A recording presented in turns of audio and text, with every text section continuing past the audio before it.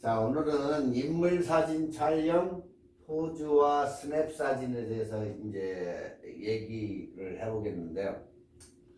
전 시간에 우리가 사진 구도에 대해서 이제 다 배웠고, 사진은 항상 중요 구성 요소인 컴포지션, 그러니까 즉, 이 컴포지션이 우리가 구성 요소가 제일 중요하다 이렇게 얘기를 하는데, 일단 컴포지션에서 나온 게 우리가 얘기하는 프레임이에요.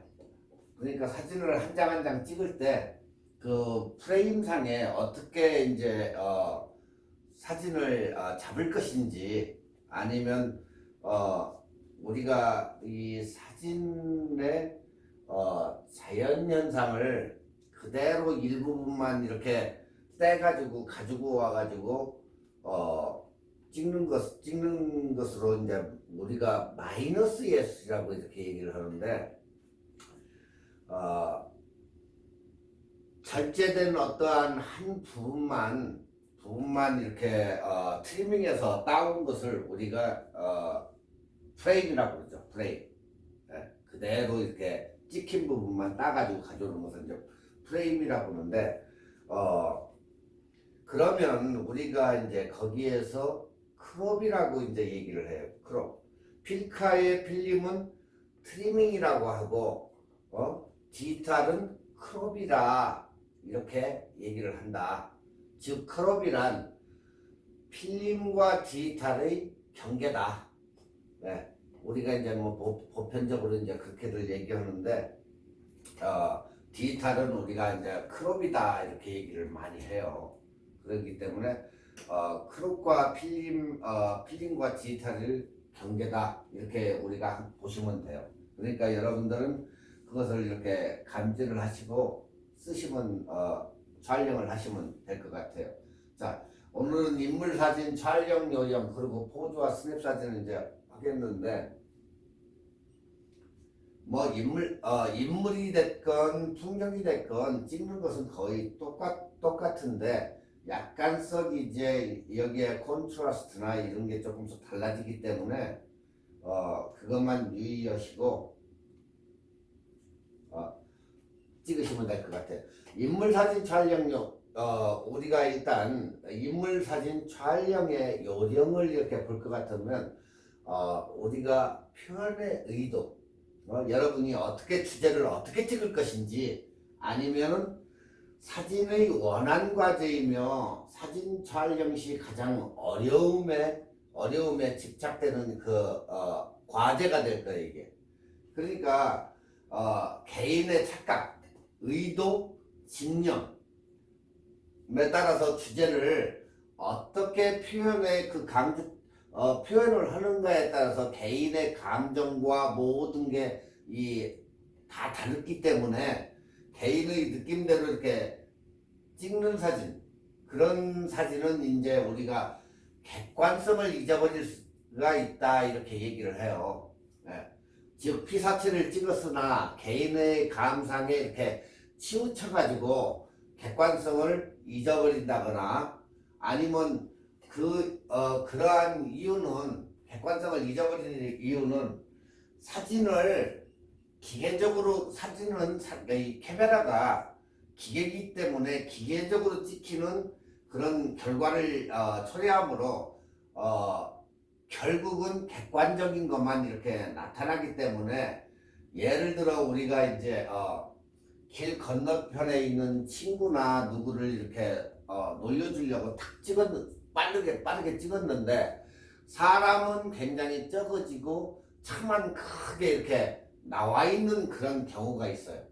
그러면 우리가 누가 딴 사람이나 친구가 봤을 때 이것은 자동차를 찍은 사진인지 친구를 찍은 사진이라고 볼 수가 없다는 거죠, 이게. 그러면 그냥 이거 자동차 찍은 거지 이걸 날 찍은 거 아니네, 이런 사진이 돼버리는 거예요. 그러니까 우리가 그런 사진을 찍을 때 실수를 범하지 않도록 조금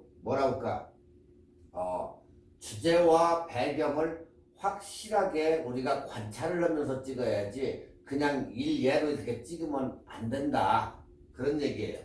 그러니까 여기서 주제는 파인더에서 크기나 위치로 볼 때 실제로 사진의 주가 되는 피사체가 뭔가, 네. 친구면 친구, 이런 식으로 해서 찍어야지,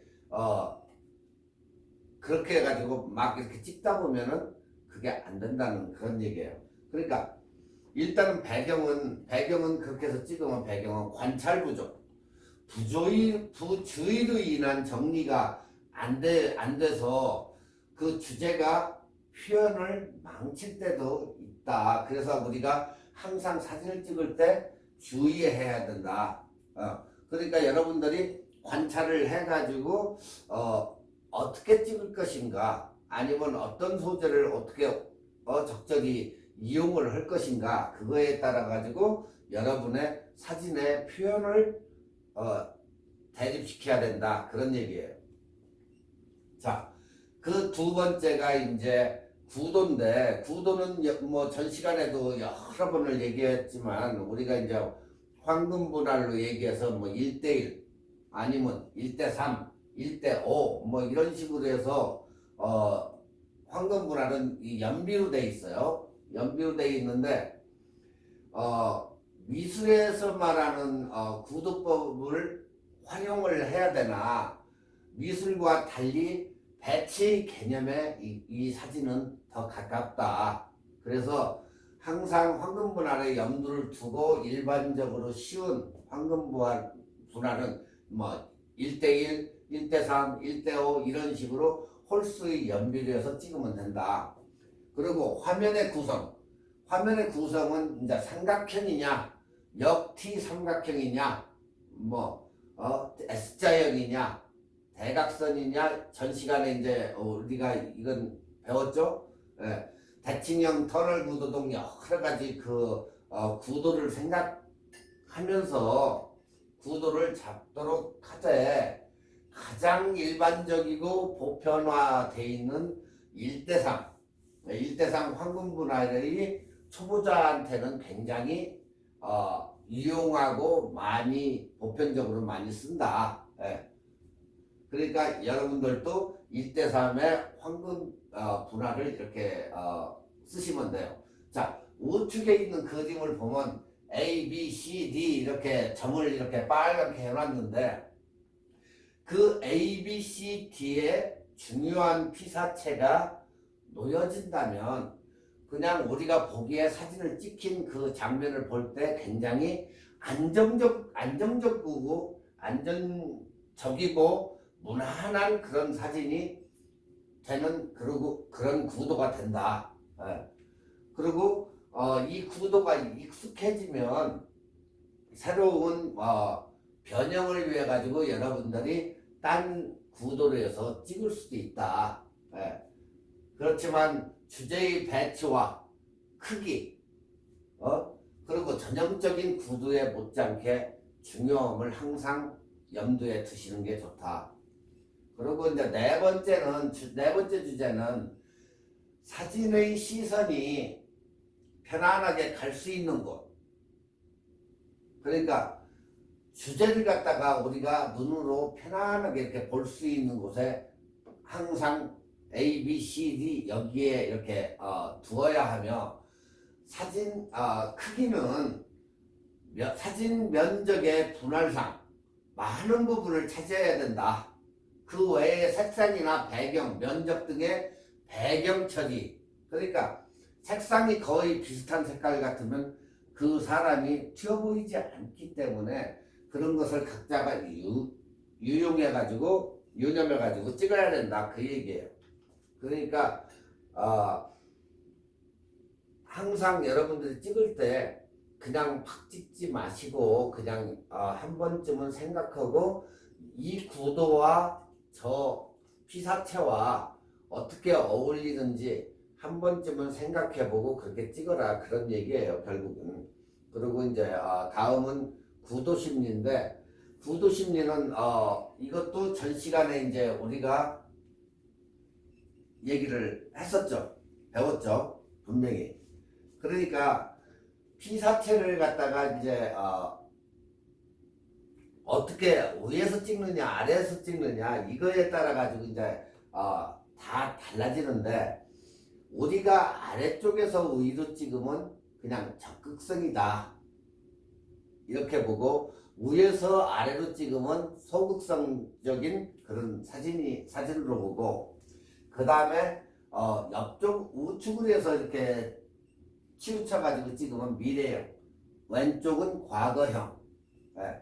그리고 상단에 이제 대각선으로 찍으면 미래 적극이다, 아니면 아래쪽으로 찍으면 미래 소극.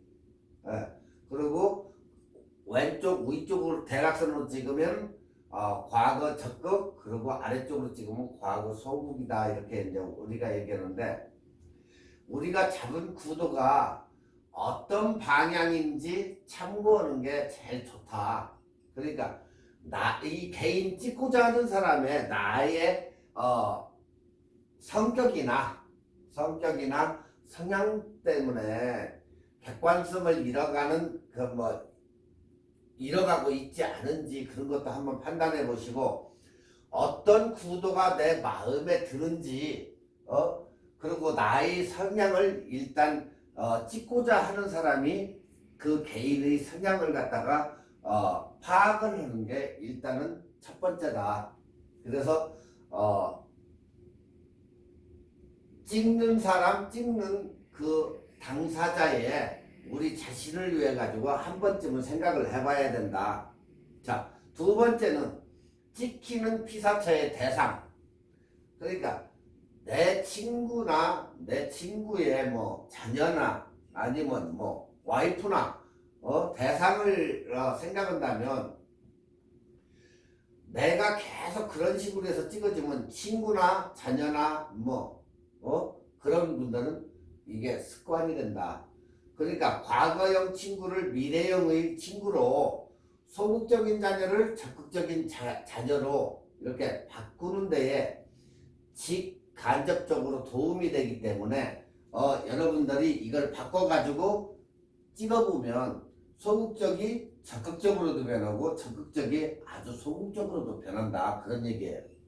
그러니까 여러분들이 찍는 자신을 위한 거나 또 찍는 대상을 위해 가지고 한 번씩 이 방향을 바꾸면 이렇게 어느 정도 보는 관점이나 이런 게 사진이 달라질 수가 있다.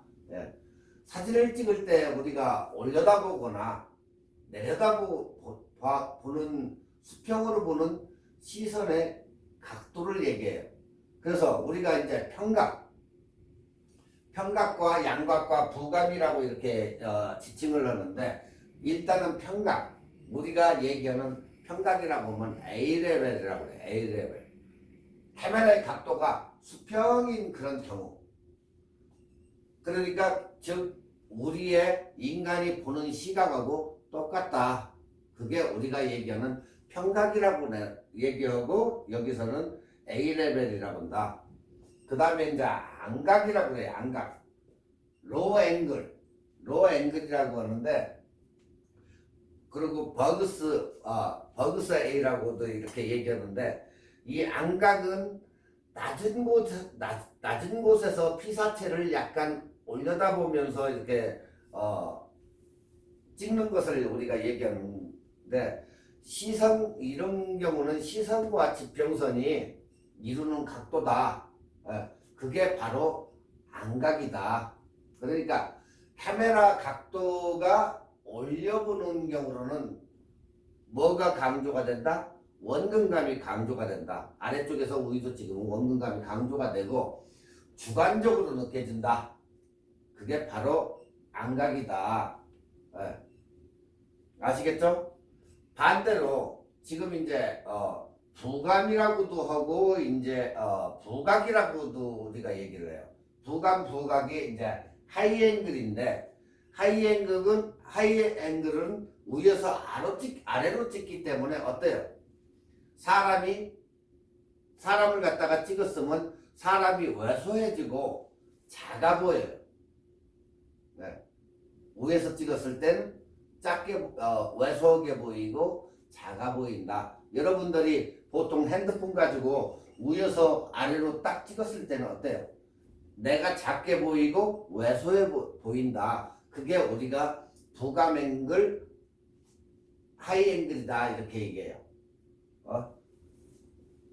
그리고 버드스 아이 뭐 이렇게 얘기도 하는데 일단은 부각은 위에서 아래로, 아래에서 위는 안각이다 이렇게 생각하시면 돼요.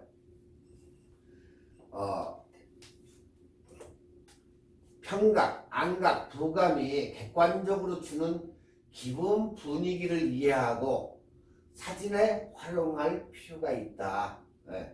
그러니까 보통 우리 일반적으로 핸드폰을 쓰시는 분들이 거의다가 이제 우리가 부각을 이용해 가지고 찍고 연설이나 이런 스피치 하는 사람들, 그런 사람들은 아래에서 약간 위쪽으로 찍으면 원근감 조금 뭐라 할까 위험감을 갖죠. 위험감. 그러니까 아래쪽에서 위로 연설하는 사람, 이런 사람들은 보통 평준화되게 우리가 평각으로 찍는 게 아니고, 그럴 때에는 안각으로 찍어서 아래에서 약간 위쪽으로 찍으면 위험을 가지고 이렇게 그런 사진이 나오기 때문에 약간 아래에서 위로 찍고, 위에서 이제 아래로 찍는 사진은 조금 왜소가 되고 하니까 여러분이 핸드폰을 찍을 때 항상 45도 각도 정도로 올려가지고 자기를 찍거나 친구하고 같이 이렇게 찍을 때는 약간 왜소하고 작게 보인다. 예, 그 얘기예요, 이게. 자, 여기에서 이제 부감의 심리적 효과를 이제 보면은 그 사진을 보는 사람이 우월한 상태로 놓이게 된다 해가지고 이 정반대 예를 들어보면 무슨 얘기냐면, 독일의 히틀러는 굉장히 키가 작았어요.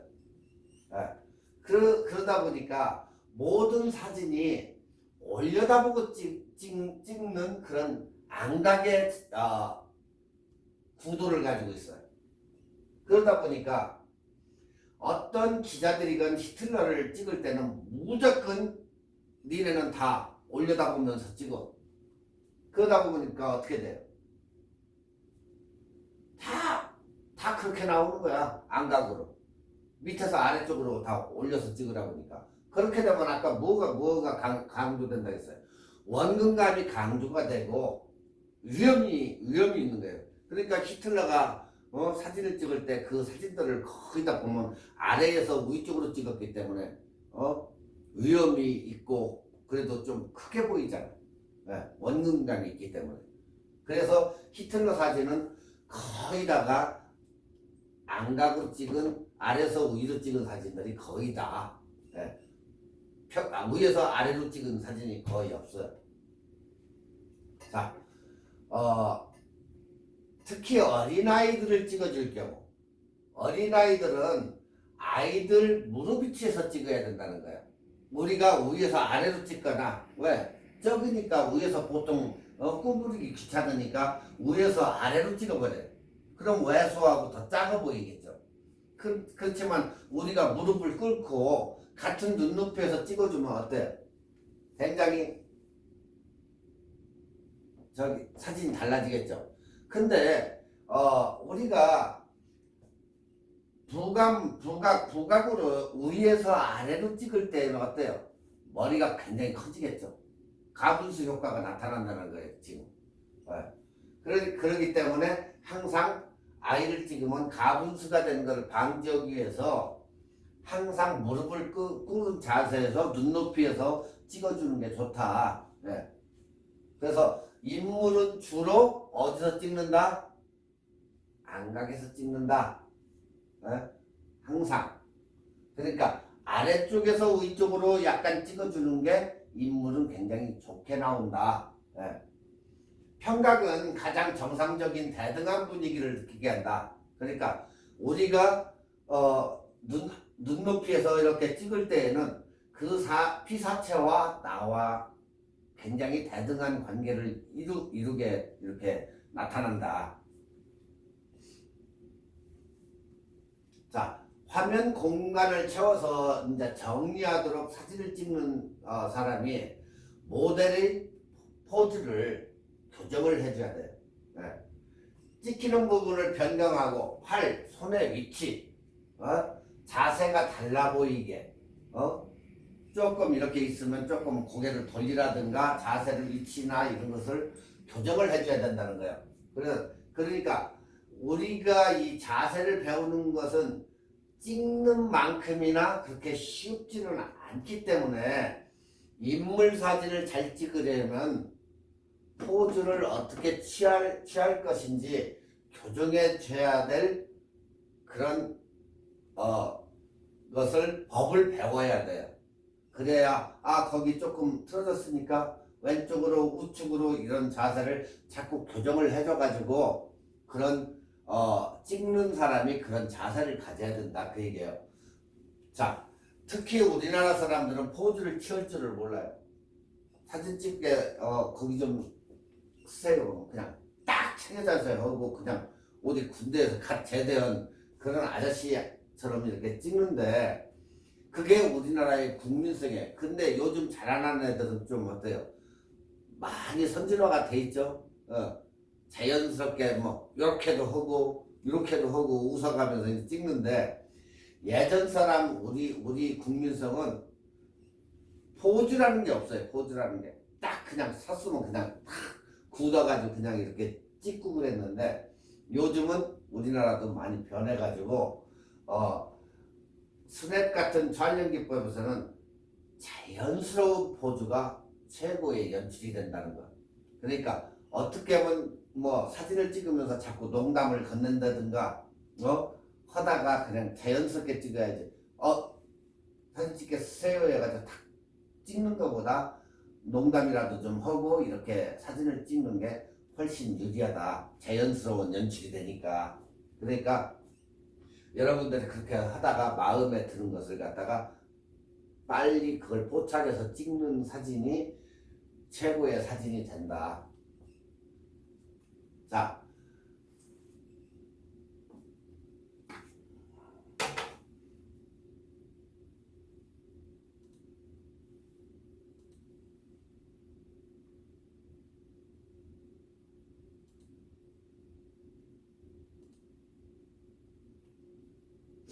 스냅 사진의 촬영 요령은 스냅 촬영. 스냅은 찍히는 사람이 모르게 재빨리 찍는 게 제일 좋은 기법이다. 스냅은. 그러니까 너 사진 찍지 해가지고 나 사진 좀 찍어줄래 했을 때 스냅 사진을 좀 찍어줄 때에는 그 사람이 포즈를 막 취하고 있을 때 탁탁 찍는 것도 좋은 방법이에요. 그 중에서 하나를 이렇게 골라가지고 주면은 더 자연스러운 그런 사진이 나오기 때문에 그 사람이 모를 때 딱 잡았을 때보다도 약간 틀린 포즈를 취할 때 빠르게 찍는 그런 사진이 훨씬 찍기 좋은 기법이다. 예. 완전 수동식 카메라로 스냅을 찍는 것과 저희가 틀리기 때문에 완전 수동 사진으로 찍는 경우는 초점을 2 내지 5m 정도로 해서 찍은 피사체가 그 거리 내에 들어오면 재빨리 찍어버리는 게 좋다.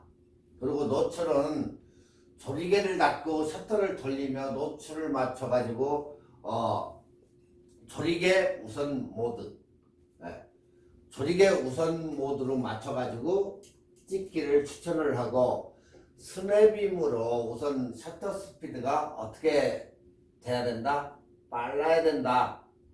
어떻게 자꾸 움직이기 때문에 피사체도 움직이고 나도 빠른 셔터 스피드가 있어야만이 그게 제대로 잡히기 때문에 셔터 스피드가 빨라야 된다.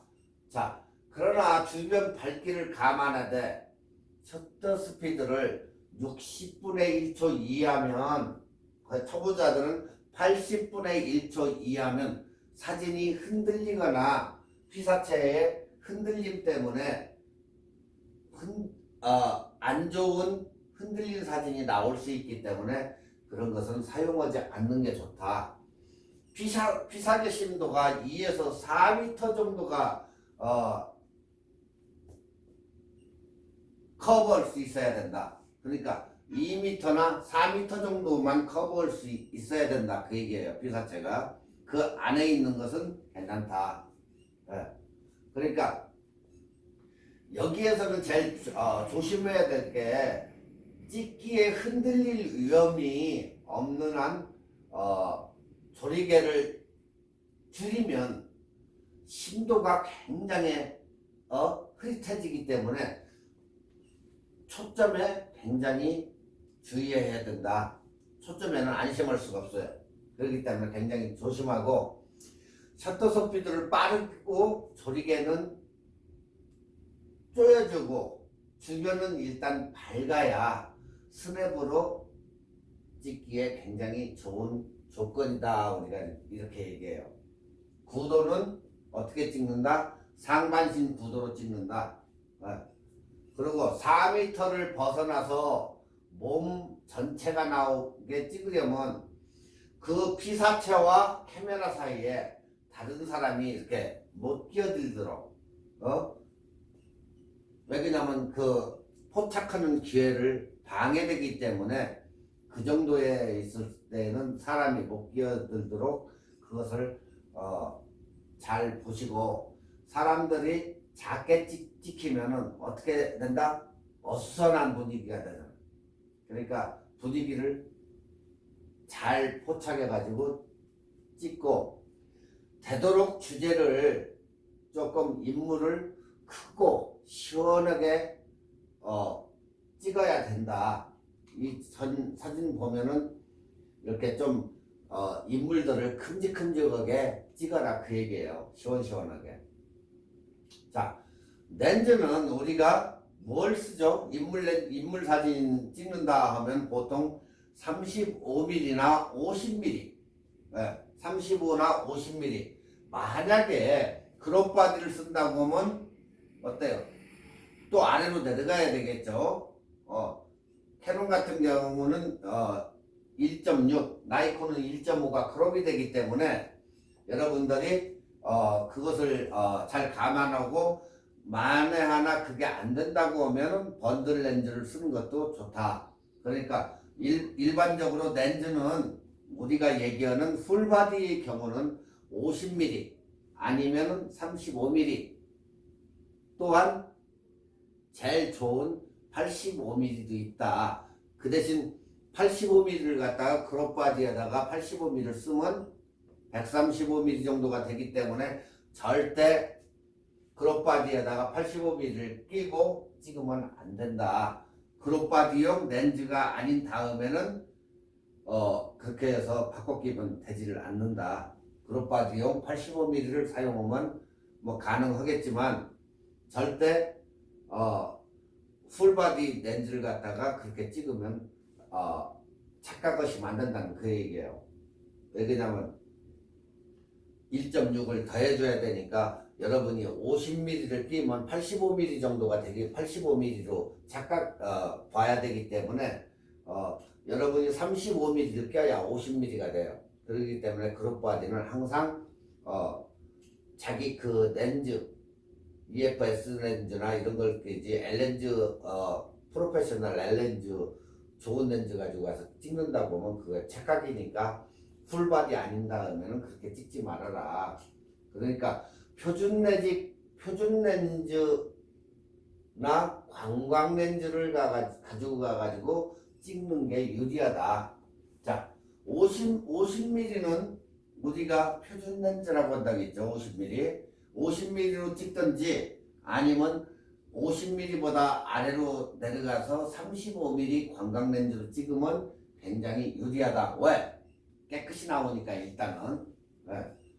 그리고 관광 렌즈는 짧은 거리에서도 촬영하고 각도, 화각이 굉장히 넓게 잡을 수 있기 때문에 광각 렌즈가 좋고, 또한 어때요? 심도가 굉장히 깊다. 그 얘기예요. 인물을 찍을 때 화각도 좋고 딱 찍으면은 굉장히 심도가 깊어가지고 어때요? 사진이 짱하게 나오겠죠? 그래서 35mm 정도 광각 렌즈가 무지 좋다.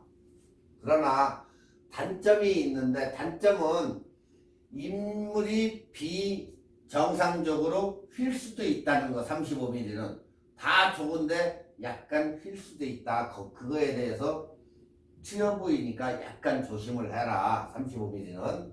네. 50mm를 쓸 때는 상관이 없어요.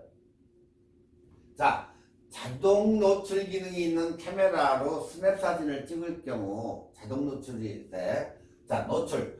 조리개를 우선으로 정하고, 조리개는 항상 조리개 모드로 정하고, 셔터가 자동으로 작동하는 게 유리하다. 자동 모드, 그러니까 셔터 스피드는 자동으로 나도 5로 A에다 놓고 찍어라. 이때는 현재 셔터 스피드가 얼마로 찍히고 있는지를 항상 확인하면서 흔들리지 않을 셔터 스피드에서 찍어야 된다. 자, 그리고 자동 초점. 뷰파인더 중앙부로 주인공 얼굴을 향하여 반샷다를 누르고 초점을 살짝 잡아주고 누른 상태에서 전체 보기 구도를 즉시 이제 구도를 잡으라는 거죠. 반샷다를 살짝 누르고 구도를 빨리 잡고, 그리고 한 번 더 눌러서 셔터를 찍도록 한다. 자, 이때는 조리개를 더 열어서 노출을 맞춰도 무방하다. 그 얘기예요. 프로그램 자동 노출은 프로그램 모드, P모드, 프로그램 자동 노출은 전자동의 경우다. 이건 즉 셔터는 셔터대로, 조리개는 조리개대로 컴퓨터 칩에서 프로그램된 방법으로 노출을 맞춰준다. 이때는 여러분이 초점과 구도만 잡아가지고 그냥 누르기만 한다. P모드는. 예. 그래서 프로그램 모드는 여러분들한테 최적화돼가지고 이렇게 찍을 수 있게 해준 그런 모드이기 때문에 만에 하나 프로그램 자동 노출 이것을 쓰실 경우라면은 그냥 밝기와 초점과 구도만 여러분이 잡으면 아무 문제 없이 그냥 찍을 수가 있다. 자, 그 다음에는 이제 노파인더 촬영이라는 거예요. 노파인더 촬영. 노파인더 촬영은 스냅과 같은 촬영이지만 파인더로 보지 않고 구도를 잡고 찍는 거예요. 이걸 쳐다보지 않고 구도를 그냥 잡고 찍는 건데, 자, 초점. 첫 번째가 초점이고, 두 번째가 노출, 세 번째가 구도. 그 다음에 네 번째가 렌즈인데, 렌즈는 28에서 35mm. 예? 화각이 넓기 때문에 이게 굉장히 유리하고, 자, 손으로 잡은 방향의 정면이 넓게 찍히기 때문에 필요한 부분이 잘 잡힐 가능성이 높아서 우리가 28에 35mm를 많이 쓴다. 자, 노파인더 촬영은 자, 눈대중으로 거리를 대충 알아보는 거야. 여기는 4m 이런 정도로. 그 다음에 렌즈를 대충 이렇게 돌려가지고 거리를 맞추거나 또는 그와 같은 거리로 보이는 다른 곳의 거리를 딱 재는 거예요. 이게 3m. 딱 보면 3m 정도. 이런 식으로. 자동 초점은 오히려 실수할 소지가 있다. 렌즈의 초점은 수동으로 눈 짐작, 우리가 대충 계산을 해가지고, 머릿속으로 계산을 해가지고 거리를 정하는 게 좋다. 여기서 저기는 한 5발 되니까 한 4m는 되겠다. 뭐 5m는 되겠다. 이런 식으로 해서 자기가 가늠을 해가지고 하라는 거예요. 자, 노출은 그냥 손으로 그냥 찍어야 하므로 셔터 우선 노출로 셔터 모드 노출로 셔터를 여기서는 60분의 1초 이렇게 써 있는데 80분의 1초 이상 80분의 1초 이상으로 설정해야 흔들리지도 않는다. 여기서는 그냥 초보자를 갖다가 여기서는 60분의 1초 어느 정도 약간 찍는 사람들은 60분의 1초는 완전 초보자는 80분의 1초를 내려가지 말아라. 그래야 흔들리지 않고 피사체를 제대로 잡아내기 때문에 만에 하나 이거보다 스피드가 더 내려간다면 어때요? 피사체는 흔들린 사진으로 해서 사진이 거의 못 쓰게 된다. 그렇기 때문에 너무 많이 셔터 스피드를 내리지 말고 80분의 1초 정도 그 정도가 제일 적당하니까 뭐 아니면 그 이상 125를 잡든지 해가지고 하여튼 일단은 80분의 1초 이상을 잡아라. 자, 조리개 우선 자동 노출이나 프로그램 자동 노출 같은 활용은 스냅 촬영과 동일하다. 자, 구도는 손에 잡힌 카메라를 의식해서 구도를 예상을 해라. 손으로 정확한 방향을 예감해서 카메라의 각도를 빨리 이렇게 움직여서 딱 찍으면 된다. 그리고 촬영 자세는 사진 찍히는 사람에게 절대 들키면 안 된다. 그러니까 내 시선은 딴 쪽을 쳐다보고 한쪽으로 보고 가가지고 후닥닥 찍어라. 그런 게 좋다. 그러니까 저 같은 경우도 사진을 대충 이렇게 하다 보면 이게 어느 정도의 거리가 된다 하면 저 3m구나. 3m에 사람이 이렇게 앉아서 커피를 마시고 있는데 이것을 살짝 어느 정도 이렇게 돌려요. 그러면 자기 감이 와요. 이게 감이 오고 그때 딱 커피를 마신다든가 할 때 후닥닥 들어가지고 찰칵 찍어버리는 거예요. 그렇게 찍어가지고 노파인더 파인더를 안 보고 이렇게 찍을 수 있는 노파인더 촬영법이 이렇게 있다. 아시겠죠? 이런 방식으로 해가지고 찍은 후에 여러분들이 그 사진을 보시면 여러분이 얼마나 사진이 늘어가는가 그것을 알 수 있어요. 그렇지만 전혀 그 사진을 여러분들이 찍어보지도 않고 이렇게 그냥 이론적으로만 이렇게 들어가지고는 절대 사진이 늘지 않는다는 거. 그러니까 자꾸 이렇게 공부를 하고 이론적으로 이렇게 알면 그걸 갖다가 실제적으로 카메라에 대립을 해가지고 해봐야 여러분들이 얼마나 사진이 늘었는지 나중에 사진 찍어보면 그게 굉장히 나타난다.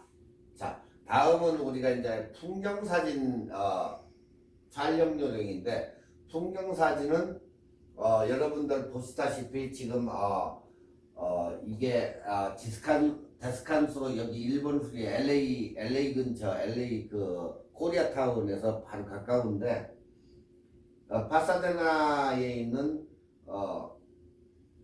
데스칸소 스퀘어 가든이야. 가보고 싶은 사람은 1418 데스칸소 드라이브예요. 1418 데스칸소 드라이버인데 입장료가 여기는 있어요. 그래서 일본관 앞에 쪽 보면 이렇게 브리지도 있고 이렇게 사진들이 이렇게 찍을 수 있는 저기고 연인과 함께 가족과 함께 여기 가면은 거의 하루 정도나 뭐 5시간 이상 정도는 충분히 사진 찍을 수 있는 그런 여건이 되기 때문에 여러분들이 이렇게 가서 찍어 보시면 빛이 들어오는 거 그리고 올드 나무들 이렇게 멋있는 나무들이 있기 때문에 여기 결혼식 촬영을로도 많이 와요. 그렇기 때문에 심심하신 분들은 카메라 하나 메고 가가지고 찍으면 한쪽에는 장미만 모여 있고 한쪽에는 또 수선화가 모여 있고 이런 식으로 이렇게 잘 가꿔가지고 돼 있으니까 여기 가서 사진 찍을 게 굉장히 많을 거예요. 그렇기 때문에 한 번씩 가보시는 것도 굉장히 좋아요. 자, 풍경사진 촬영 요령의 이제 개요는 풍경사진을 즐겨 찍는 작가들에게는 좋은 날씨, 첫 번째가 날씨, 그리고 즉 파란 하늘에 껴있는 뭉게구름, 그리고 강렬한 태양, 광선과 윤곽이 뚜렷한 그림자, 색감이 생생한 피사체 등등 꿈꾸는 것 같은 거예요. 꿈. 그러나 우리가 그런 것을 매번 그렇게 좋은 그런 저거는 없어요. 그게 맞아 떨어지지가 않기 때문에 궂은 날씨나 어지간해서 이렇게 좋은 사진 찍기에는 매우 어렵다는 거예요.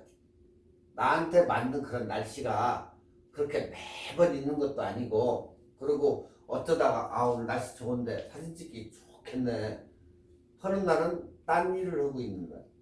그렇기 때문에 저렇게 지금 얘기했던 그런 날은 극히 만나기가 어렵다. 네.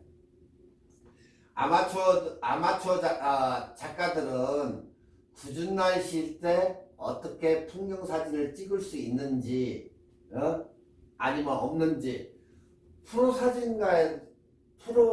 좀 어느 정도 사진을 찍는 프로들한테 가끔 어느 날이 좋은지 묻고는 해요. 그러나 그 답은 의외다. 아무리 그 사람이 많은 사진을 찍고 프로라 해도 아마추어 사진가에게는 불가능한 사진을 찍을 수 없다. 그렇게 얘기해요. 네. 그 날씨에 그날에 노출이며 어떤 사람은 노출기를 가지고 다니는 사람도 있어요.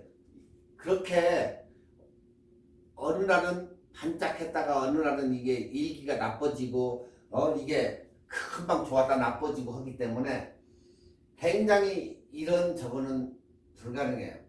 다만 피사체에 집중하고 분석하고 주제가 무엇인지, 광선의 상태는 어느 쪽에서 오는지, 구도는 어떻게 찍을 것인지, 이게 정확한 거지. 햇빛이 오늘 어떤 날이 제일 좋습니까? 이렇게 물어보면 그건 틀린 질문이에요. 이게 우리가 예전에 학교에서 육가원칙 같은 거 많이 배웠죠. 어디서 무엇을 어떻게 이런 건데, 여기서도 무엇을 어떻게 언제, 이 세 가지 여러분들이 그것을 세 가지를 구체적으로 결정해서 한 프레임에다 담는 게 굉장히 훌륭한 풍경사진을 찍는 법이지, 그걸 언제 쨍하고 또 날씨가 좋아야 되고 바람도 없고 그거 기대하기 어려워요. 항상 가서 여러분이 맞게 찍는 게 좋은 거지. 내 구도를 어떻게 찍을 것인지, 아니면 어떻게 찍을 것인지, 언제 갈 것인지, 무엇을 찍을 것인지, 이걸 구체적으로 결정하는 게 중요한 거지. 가가지고 그 맨날 생각만 해봐야 필요 없어요. 그냥 카메라 하나 가지고 그냥 가서 찍는 게 제일 낫다. 이 세 가지만을 가지면 다 된다. 무엇을 언제 어떻게 찍을 것인가. 네. 풍경 사진을 촬영할 때 이제 조심해야 될 게 여러 가지 포인트가 있는데, 그것을 하나씩 우리가 이제 알아보는 건데, 촬영 요령, 대비가 되는 색상을 가진 피사체, 즉 그게 무슨 소리냐, 즉 잘 조화된 주제와 부제를 프레이밍하는 게 좋다. 그게 첫 번째 풍경사진을 찍기 위한 최고의 선택이다. 두 번째, 원하는 구도를 얻기 위해 적절한 초점거리 렌즈를 선택하고 망원 렌즈와 광각 렌즈의 특성 및 적절한 사용법을 습득할 필요가 있어가지고 그걸 대처하도록 해야 된다. 세 번째, 계절과 하루의 시간대에 따라서 항상 광선과 이 태양의 상태 이런 게 변하기 때문에 피사체의 느낌과 색을 표현하고자 하는 그 색온도에 대한 감각을 키워야 된다. 저녁 때는 그 컬러가 어떻게 되고 아침경에는 그 컬러가 어떻게 되고 그것을 갖다가 색 온도에 대한 감각을 키워야 된다는 얘기예요. 아시겠죠? 내가 찍고자 하는 피사체에 그게 깜깜한 데 가서 찍으려고 보면 그렇죠. 또 새벽에 이렇게 보면은 아니야. 이것은 어느 정도 광선이 들어와서 좀 밝은 빛에서 찍어야 된다. 이런 스타일의 색감을 가져야 된다. 그 얘기예요. 그러니까 여러분들이 자꾸 찍다 보면 이 감각이 여러분도 모르게 와요. 자, 그 다음에는 피사체에 가장 적합한 광선의 상태가 될 때까지 끈기 있게 기다리자. 아침에 새벽에 도착해가지고 깜깜한 데를 갔어. 사진을 찍을 수가 없어. 그러면 브루스타를 가져갔던 아니면 차에다가 꽂는 커피팟을 가져갔으면 커피도 한 잔 먹어가면서 자기가 찍을 것을 한번 생각해가면서 약간의 여유를 갖고 생각을 하면서 어떻게 찍을까? 빛이 지금 어떻게 하나? 왜 그냥 새벽이 점점 해가 오름과 동시에 틀려진다. 색감이 그때부터 나타나기 시작하는데 보면서 어떻게 찍을 것인가 한번은 생각을 하자. 그래서 끈기 있게 기다리는 게 제일 좋다. 아니면 뭐 라면을 끓여 먹던 불은 조심하시고. 자, 그 다음에 명암의 대비가 강한 피사체를 프레이밍해서 극적인 효과를 강조하는 게 좋다. 그 다음은 톤을 이용한 원근감 처리가 풍경사진에는 굉장히 효과적이다. 아시겠죠?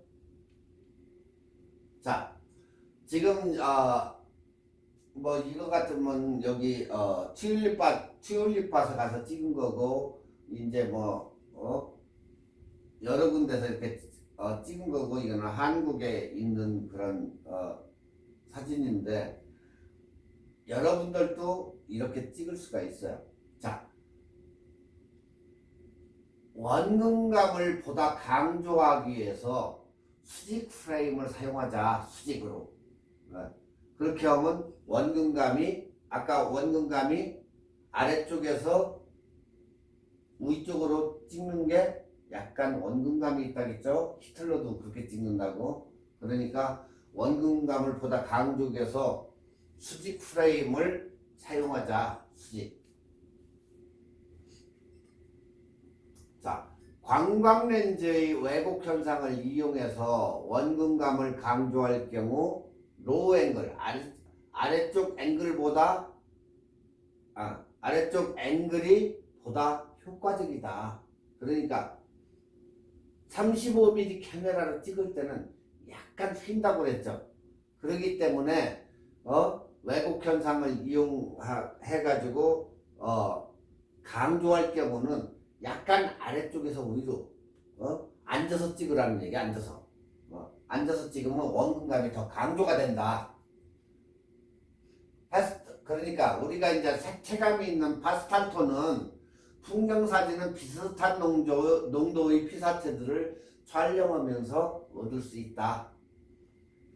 그 다음 피사기 심도와 콘트라스트는 조리개를 조임으로써 조리개를 열고 닫고 할 때 조임으로써 극대화할 수 있는 풍경사진에 활용하자. 조여가지고 찍으면 엄청나게 극대화되는 콘트라스트가 되기 때문에 잘 활용을 하자.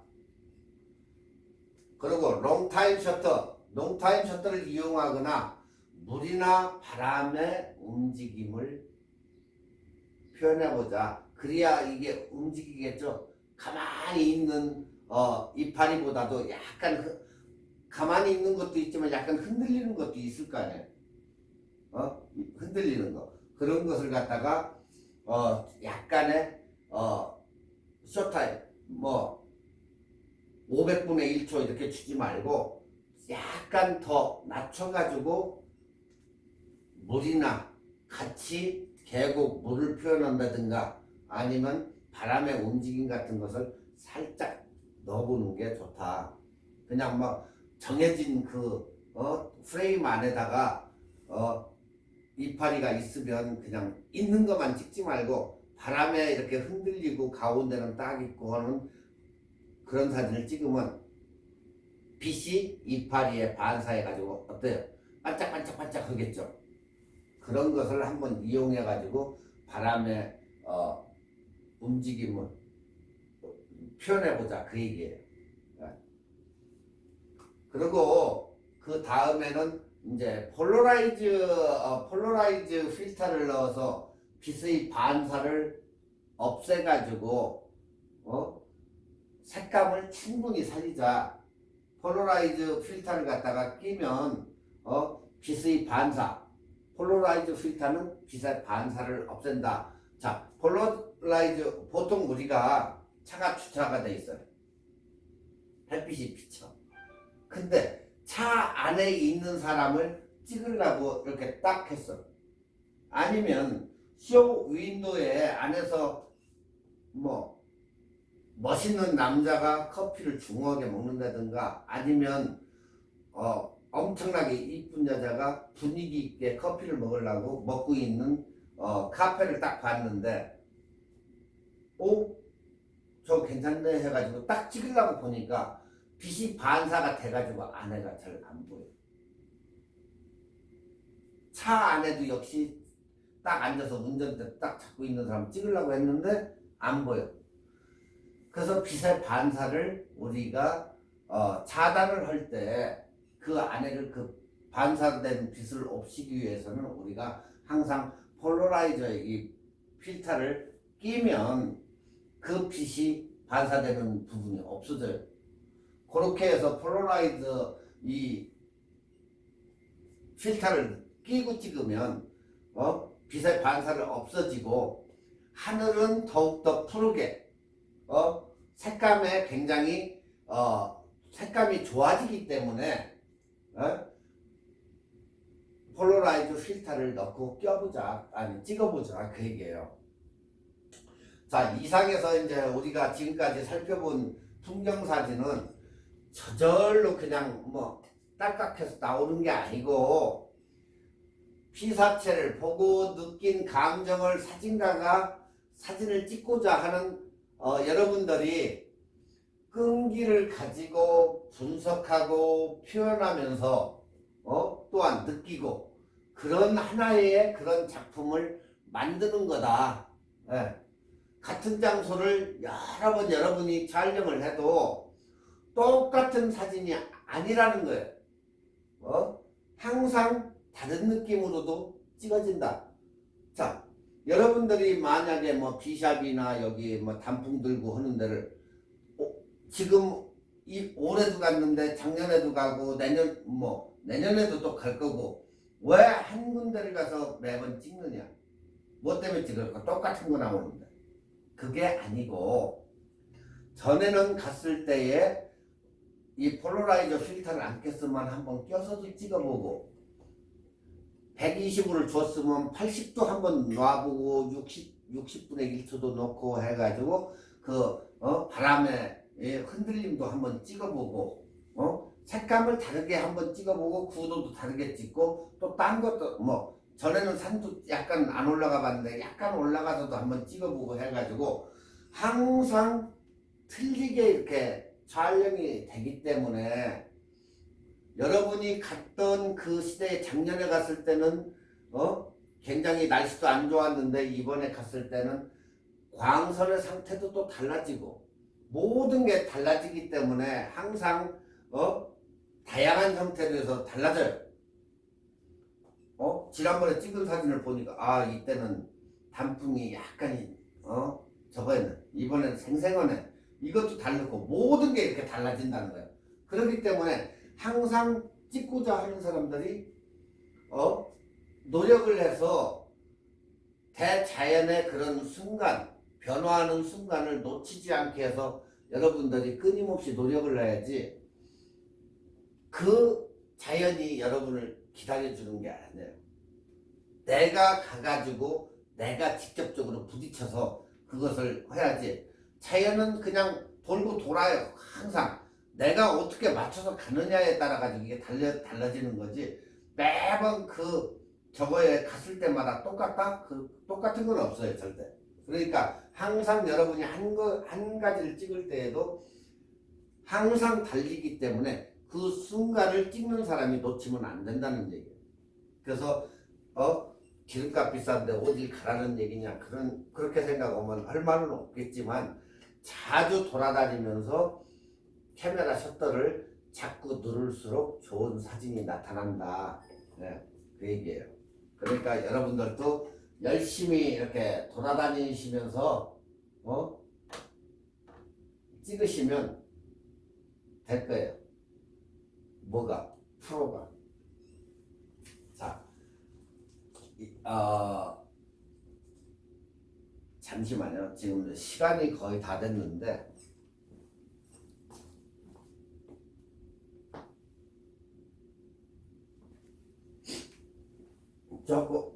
지금 거의 뭐 1시간이 조금 넘어가는데 다시 계속해서 뭐 오늘 좀 더 하죠.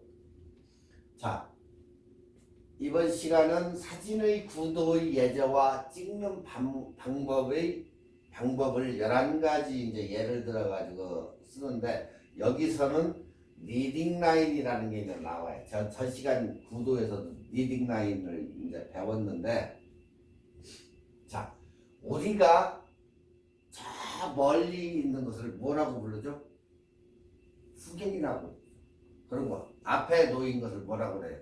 풍경 같은데 이런 데서 전경이라고. 전경. 그리고 가운데는 중경. 저 멀리 있는 건 후경. 이렇게 이제 얘기해요. 그리고 전 시간에 배웠듯이 리딩 라인, 뭐 빌딩을 찍는다는 운하를 찍는다든가 할 때는 이렇게 리딩 라인.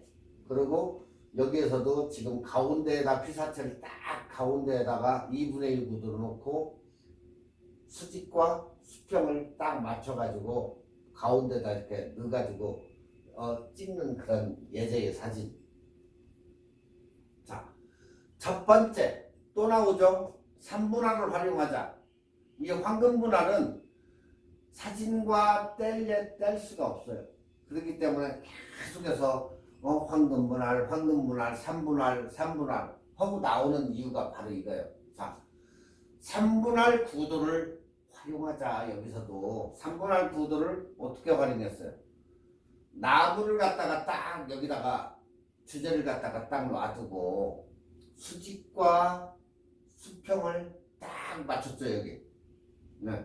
이게 바로 굉장히 중요해요. 자, 어디다가 맞췄냐? 나무를 한쪽 모서리에다가 딱 이렇게 맞춰놨어요.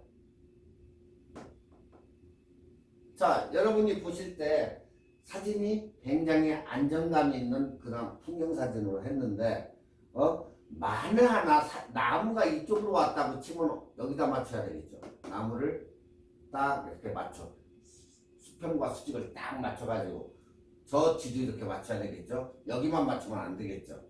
네. 이렇게 해서 사진을 딱 찍어 놓으니까 어때요? 굉장히 깨끗하죠. 사진이. 우리가 보더라도 똑같아요. 자, 우리가 옷을 입을 때 헐렁헐렁 이렇게 입는 것과 딱 맞춰 입은 거고 누가 깨끗하게 보여요? 딱 탤런트들 뭐 이렇게 딱 붙는 양복을 입은 사람이 깨끗하게 보이죠. 똑같아요. 수평과 수직과 이 구도를 딱 이렇게 맞추면 사진이 일단은 깨끗하게 보인다는 거예요. 3분할.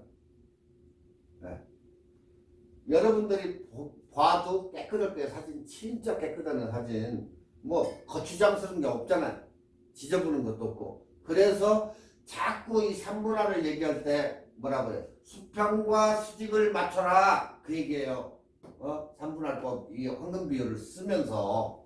그래서 이게 굉장히 중요하다고 얘기해요. 그래서 카메라나 핸드폰에 그리드 라인 우리가 흔히 얘기하는 격자 그것을 설정을 해라 얘기하는 거예요. 핸드폰도 상관없고 카메라도 만에 하나 없으면 자기 이제 상상으로 맡겨가지고 딱 설정을 해야 되겠죠.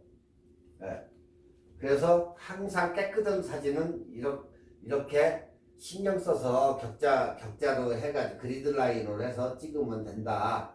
아래 사진도 보면은 빌딩을 갖다가 가운데에다 딱 맞추고 수평과 수직을 딱 찍었더니 시리의 사진이 굉장히 깨끗하게 찍히더라. 저렇게 야경이. 아시겠죠? 자, 두 번째 균형과 밸런스를 맞추자.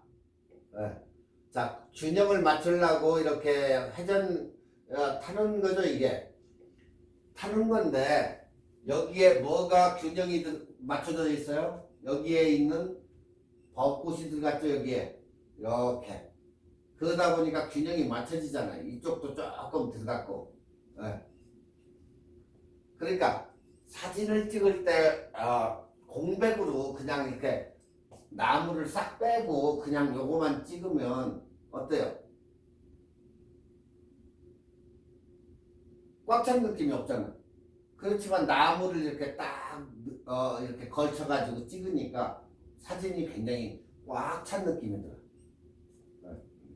그러니까 거기에 뭘 채운다?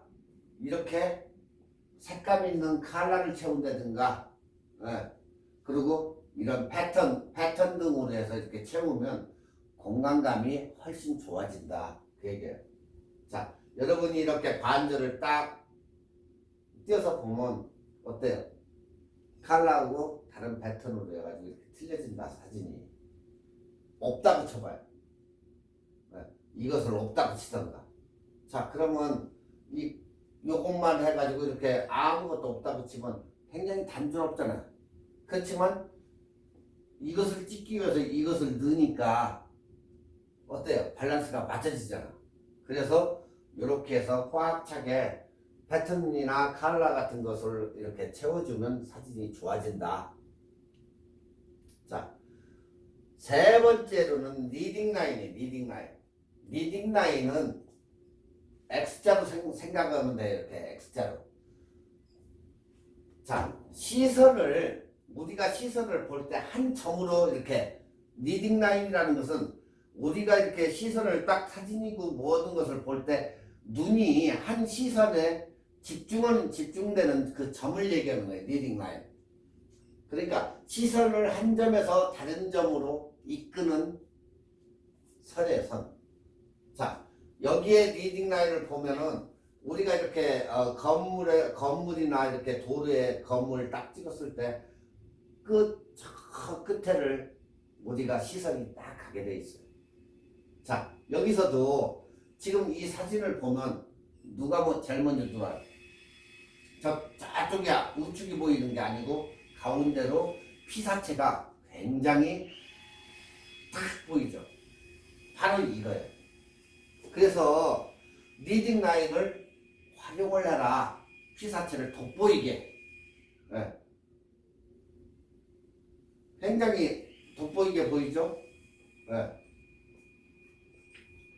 수직, 수평선이 만나는 점에 수직과 수평선이 만나는 점에 피사체를 넣고 찍는 게 리딩 라인인데 굉장히 피사체가 강조되고 엄청난 사진을 여러분이 얻을 수 있다.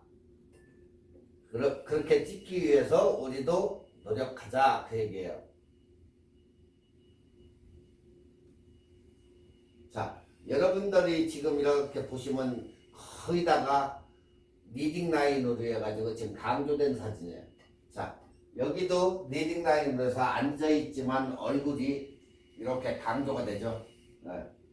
강조가 됐고 지금 여기에서도 리딩 라인이 이렇게 철길 이렇게 걸어가는 사람인데 여기도 3분할로 해가지고 한쪽 점에다가 주 피사체를 여기다 두고 여기도 리딩 라인을 읽히게 만들었고 여기도 역시 여러분이 이렇게 보면 리딩 라인이 한 점으로 이어졌는데 눈이 어디로 가요?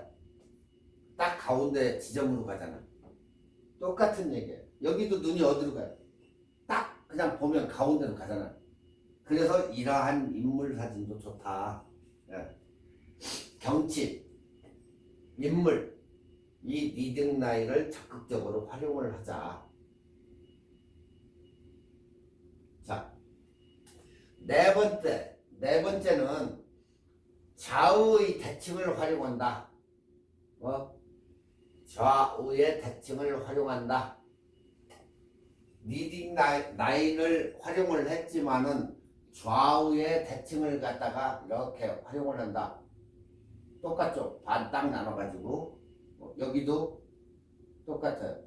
자, 여기도 반을 이 사람을 딱 나눠보니까 좌우 대칭 똑같죠? 사이즈가 요거 사이즈, 요거 사이즈. 자, 이렇게 활용을 해가지고 찍은 사진을 보니까 어때요? 피사체가 엄청나게 강조가 되죠. 네. 이렇게 해가지고 여러분의 뭐 아이들이 도로에 뛴다든가 할 때에 딱 찍어 놓으면 이렇게 품위 있는 사진이 될 수가 있다. 그래서 항상 좌우 대칭을 활용한다.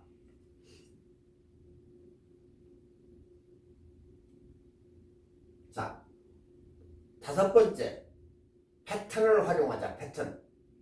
이 패턴은 여러분들의 사진의 시각적이나 미각적 이것을 엄청나게 돋보이게 해서 보는 사람이 사진을 보는 여러분이 이제 누구한테 사진을 보여주면 그 사진을 보는 사람으로 하여금 미소와 즐거움을 준다. 그래서 이 패턴을 활용을 하면 된다. 이렇게 패턴들이 굉장히 많죠. 이렇게 똑같은 게 일률적으로 있는 이런 패턴을 활용을 해서 찍는다. 네.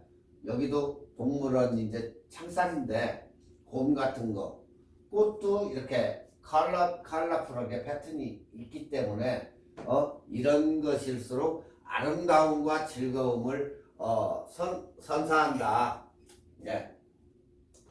패턴으로 하여금 피사체가 이렇게 갈라짐과 부서짐이 있는 사진을 찍는 것도 하나의 재미다.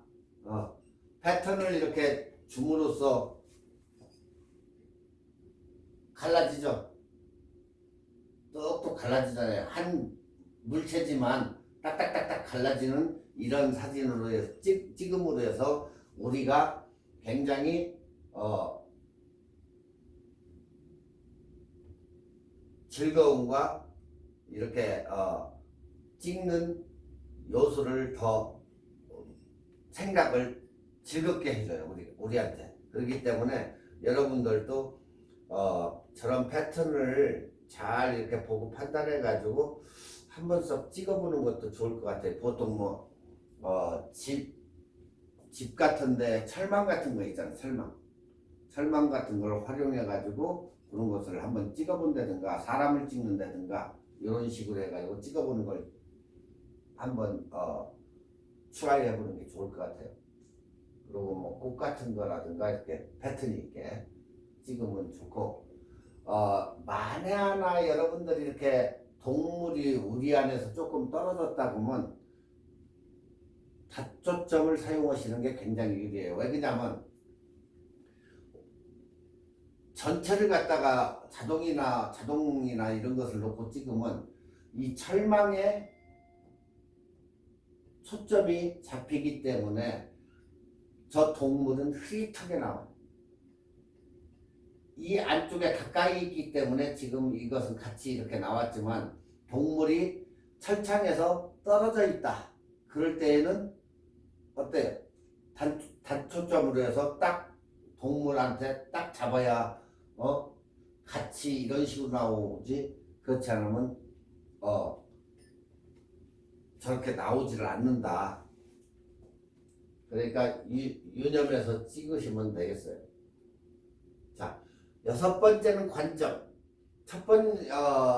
사진을 시작할 때 제가 꼭 그 관점에 대해서 얘기하는데 여러분이 보는 시각과 딴 사람이 보는 관점이 이게 틀리기 때문에 항상 이 관점, 여러분들이 보는 그 관점, 그것을 갖다가 굉장히 중요하게 생각하셔야 돼요. 내가 보는 관점과 똑같은 사진인데도 딴 사람이 보는 관점이 틀리다는 거예요. 네. 그래서 꼭 첫 시간, 두 번째 시간이나 관점이 여러분들의 군인, 물 주는 수통, 군인, 이거의 관점에 대해서 꼭 얘기하고 지나가는 게 바로 이거예요. 보통 일반적인 사진에서는 아이 레벨, 즉 눈높이 사진을 찍어요, 우리가. 그렇지만 그것을 벗어나서 아래에서 위로 찍는다든가 우회에서 아래로 찍는다든가 아까도 얘기했죠. 부각과 안각. 안각은 낮은 곳에서 위로 찍는다. 그렇게 얘기했고 올려다보면서 그러면 뭐가 생긴다겠죠? 위험이 생긴다겠죠. 근데 반대로 부각을 찍을 때에는 위에서 아래로 찍으면 왜소해지고 작아지고 애들을 위에서 아래로 찍으면 가분 수염이 나오기 때문에 조심해야 되고 그 좀 전에 얘기했죠. 그렇기 때문에 우리가 이렇게 찍자 하는 것은 통상적인 관념을 깨고 한번 여러분의 창작을 위해서 이런 사진을 찍어보자 얘기한 거예요. 지금 약간 위에서 아래로 찍었죠. 45도 정도로 위에서 아래로. 자, 이것은 완전히 위에서 아래로 찍은 거예요. 이것도 어느 정도. 다 사진들이 아래서 위로 이런 식으로 찍었는데 여러분 보시기에 뭐 좀 이상한 사진 있어요?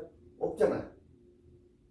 전혀 괜찮은 사진들이 나오니까 우리가 가지고 있던 그 고정관념을 깨고 여러분만의 관점으로 해서 사진을 찍어라. 창작이 창작 결국에.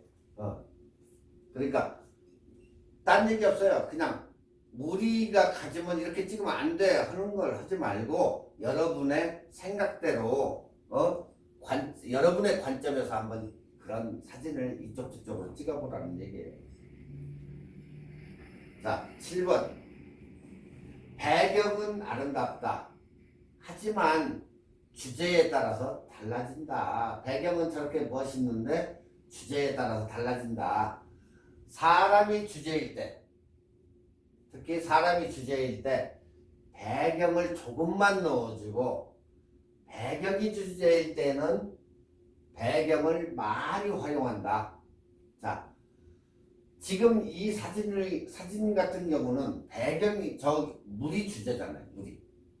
그러면 물을 많이 넣어주고 사람을 적게.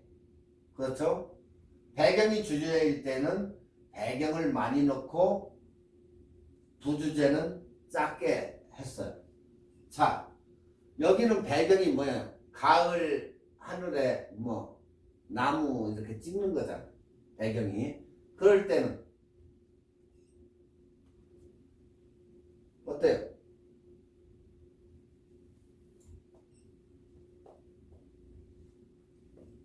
사람이 주제니까 배경을 조금 넣어주고 배경이 주제일 때는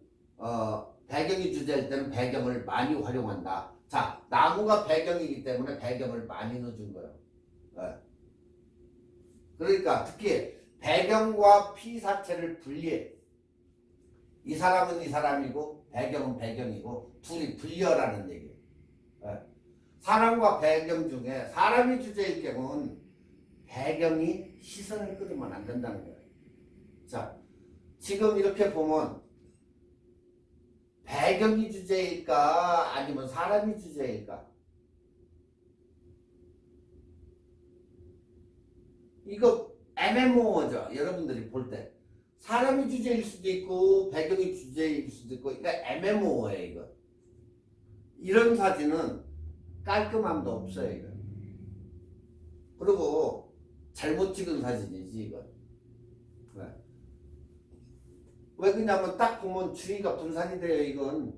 이런 사진은 말이 안 되는 사진이야.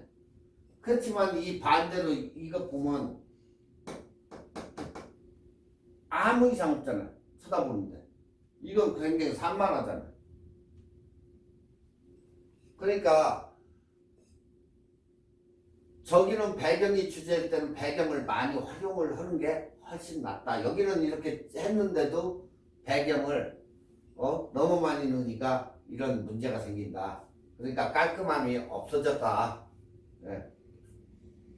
이런 사진을 찍어서는 안 되고 저런 사진을 찍으면 된다. 자, 이제 전경과 중경과 후경, 공간감이 있거나 입체감이 있게 찍어야 된다. 자, 입체감을 위해서는 전경, 중경, 후경이 살려가지고 찍어야 된다. 전경 앞쪽에 어느 정도 피사체를 담고, 전경 앞쪽에 어느 정도의 피사체를 담고, 그 다음에 중경에다 담고, 그 다음에 후경에다도 담는다 이렇게. 예. 그러면 어떤다? 입체감이 돋보인다. 예. 이 풍경도 전경을 어떤 사람들은 요마직만 저 멀리 이렇게 찍는 사람이 있어요. 요 빼고. 전경이 없는 거죠, 그건. 자, 전경도 어느 정도. 그러려면 카메라를 약간 숙여야 되겠죠.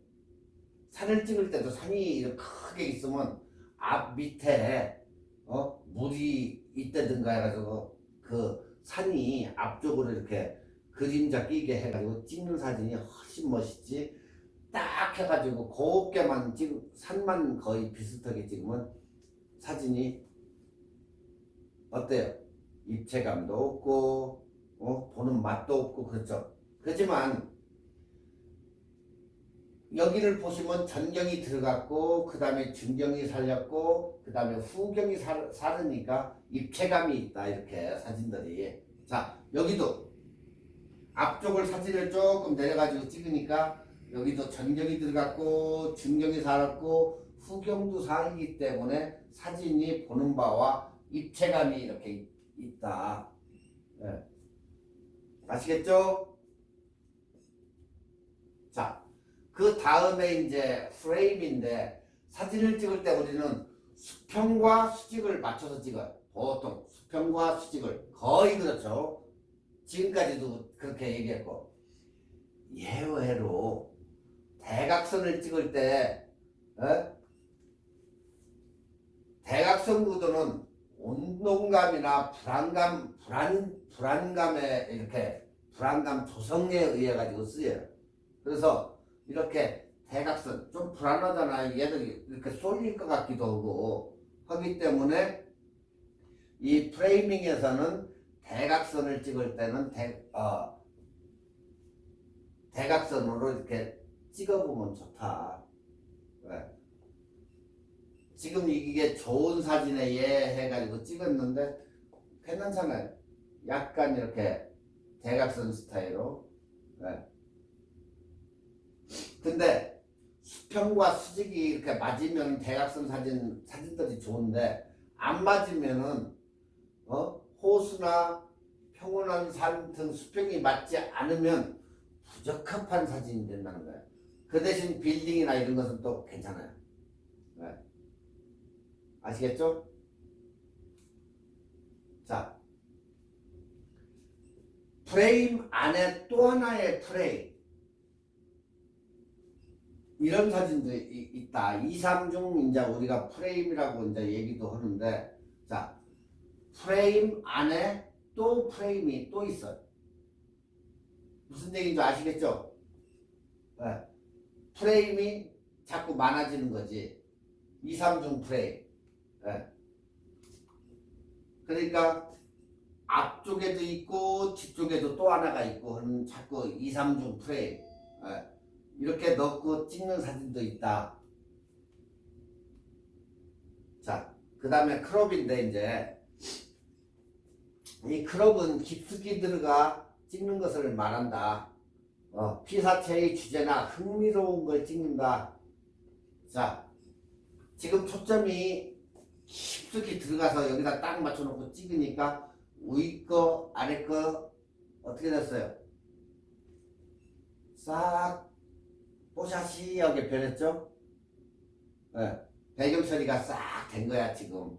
아웃포커싱이 딱 돼가지고 딱 맞은 데는 정확하게 됐잖아.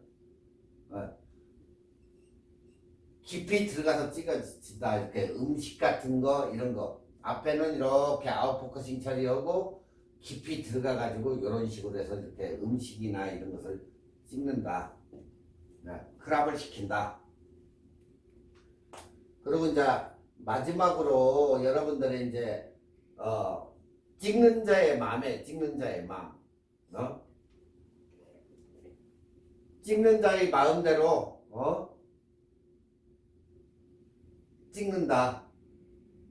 매번 강의 때 얘기해요. 규칙, 구도 모든 것을 여러분이 알고 나서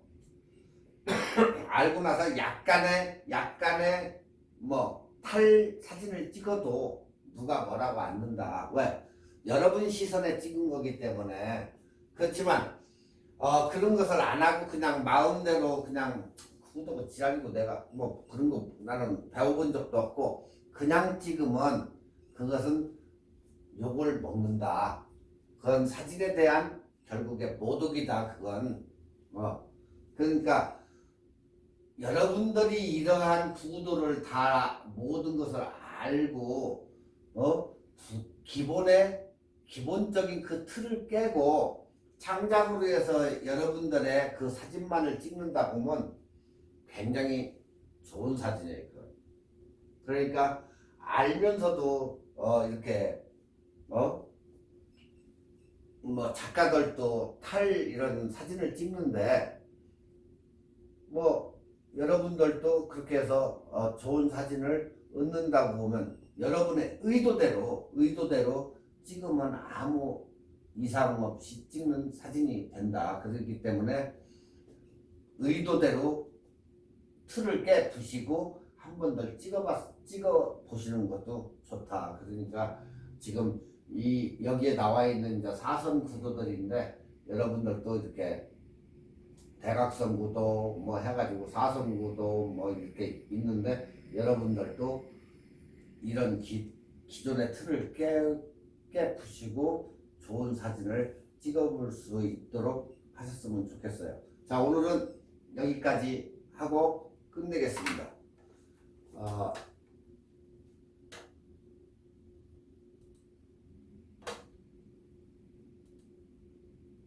다음 시간에는 똑같은 50mm. 자, 내가 번들 렌즈로 해가지고 2사에 130mm나 했는데 그걸로 해서 50mm 놨을 때와 우리가 표준 단렌즈 가지고 단렌즈 50mm짜리 가지고 찍었을 때 똑같이 50mm를 주었을 때 무엇이 어떻게 달라지는지, 단렌즈가 좋은 건지 아니면 어떤 렌즈가 좋은 건지 거기에 대해서 50mm 화각의 경우 줌렌즈와 단렌즈는 어떻게 달라질까, 그거에 대해서 알아보겠습니다.